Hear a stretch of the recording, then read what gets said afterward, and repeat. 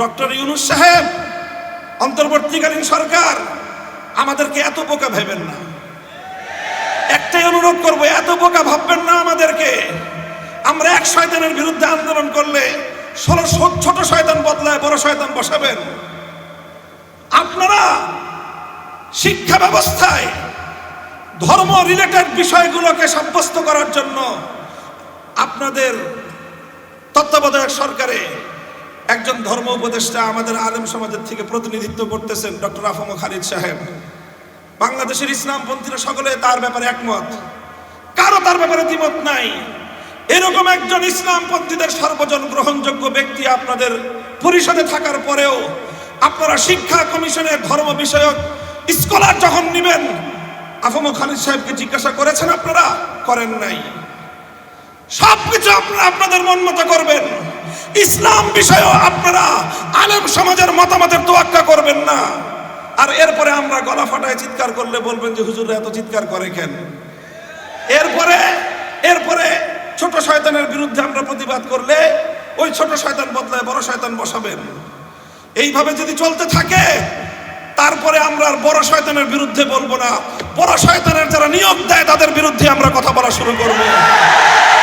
মনে রাখবেন, আমরা যদি কথা বলা শুরু করি বাংলাদেশে আমাদেরকে মোকাবেলা করা এতটা সহজ হবে না। কারণ আমরা যতটা সহজে আল্লাহর দ্বীনের জন্য রক্ত দিতে পারি আর কেউ এতটা সহজে রক্ত দিতে পারে না। আমরা রক্ত দিয়ে শাপলা চত্বর রঞ্জিত করেছি, আমরা রক্ত দিয়ে হাটহাজারী রঞ্জিত করেছি, আমরা রক্ত দিয়ে শহীদ বাড়িয়ে তৈরি করেছি। টেকনাফ থেকে তেতুলিয়া আমরা যে পরিমাণ রক্ত দিয়েছি ফ্যাসিবাদের মোকাবেলায় আর কেউ এতটা রক্ত দেয় নাই।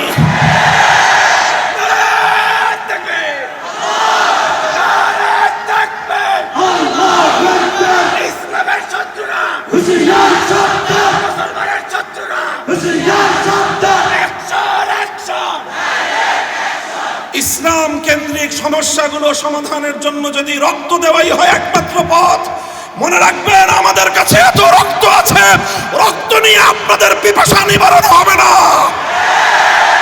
আমরা বহু রক্ত দিতে পারবো, আপনারা সে রক্ত পান করে শেষ করতে পারবেন না।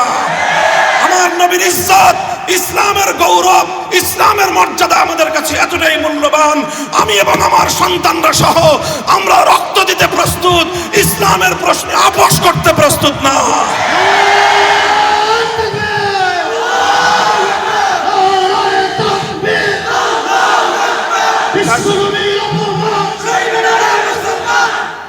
আমাদের খুব বিনীত অনুরোধ থাকবে, নিবেদন থাকবে, শিক্ষা ব্যবস্থা হোক, আইন সংস্কারের ক্ষেত্রে হোক, বিশেষ করে এই দুটো জায়গার কথা আমি উল্লেখ করলাম।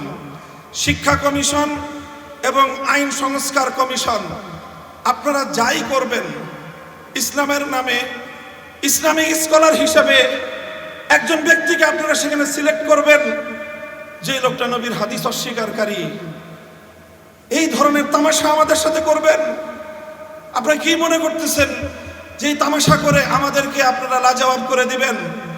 মনে রেখেন, আমাদের পিঠ যদি দেয়ালে ঠেকে যায় তখন আমরা যে প্রতিক্রিয়া দেখাবো ওই প্রতিক্রিয়া সামাল দেওয়ার শক্তি না বাংলাদেশের আছে, না ভারতের আছে, না আমেরিকার আছে।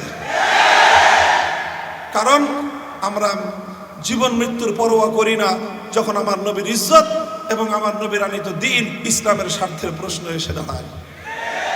আবার আপনাদেরকে খুব শান্ত নম্র ভাষায় পরামর্শ দিচ্ছি, ধর্ম রিলেটেড যে কোনো সমস্যাগুলোর সমাধান আপনাদের মন মতো করলে হবে না।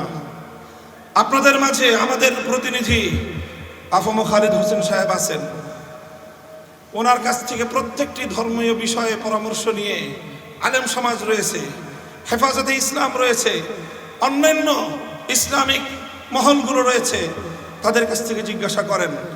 আহলে হাদিসরা আছেন, এদেশে সুন্নিরা আছেন, দেওবন্দিরা আছেন, আমরা সকলেই ইসলামের মৌলিক প্রশ্নে কিন্তু একমত।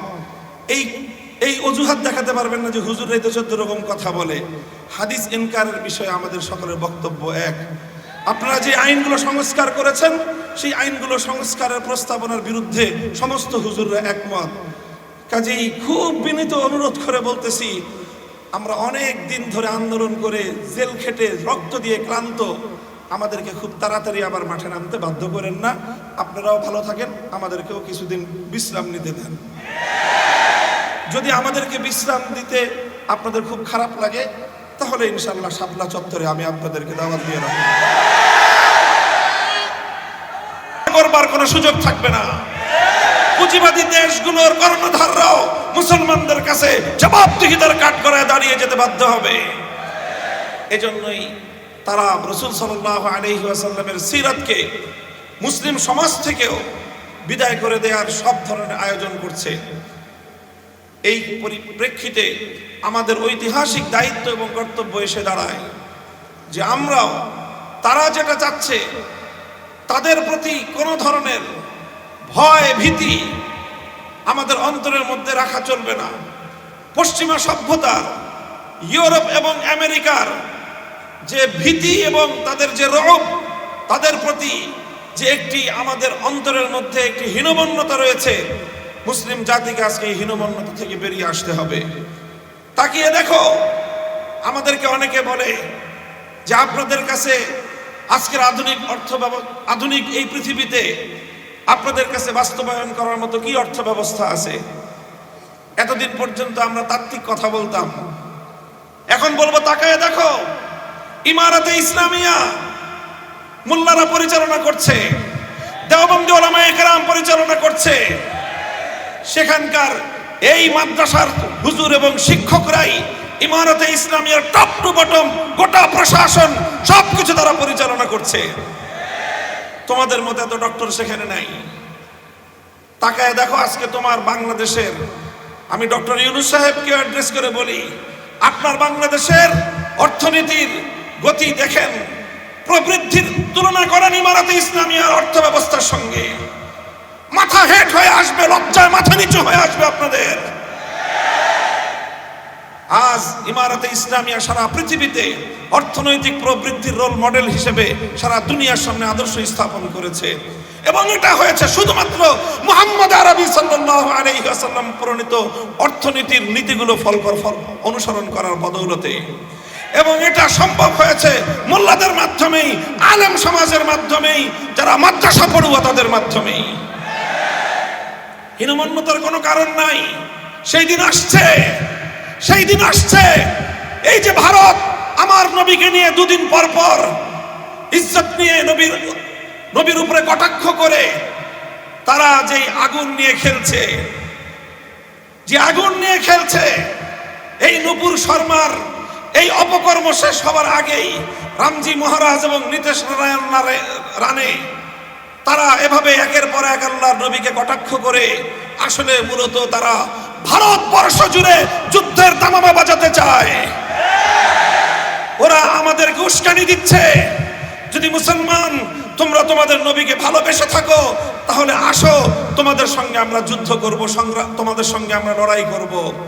আলহামদুলিল্লাহ, আমাদের স্বাধীন ভারতের বাইরে, ইন্ডিয়ার বাইরের অন্য স্বাধীন মুসলিম দেশগুলোর কথা তো পরে, খোদ ভারতে মুম্বাই অভিমুখে লাখো নবী প্রেমিক জনতার লং মার্চ আজকে গোটা ভারতকে থরথর করে কাঁপিয়ে দিয়েছে।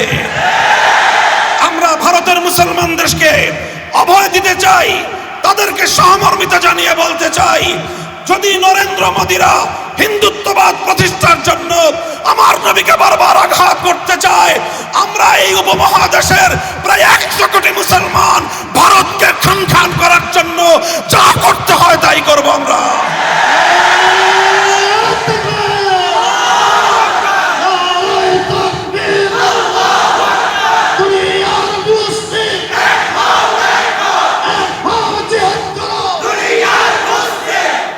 আখেরি কথা,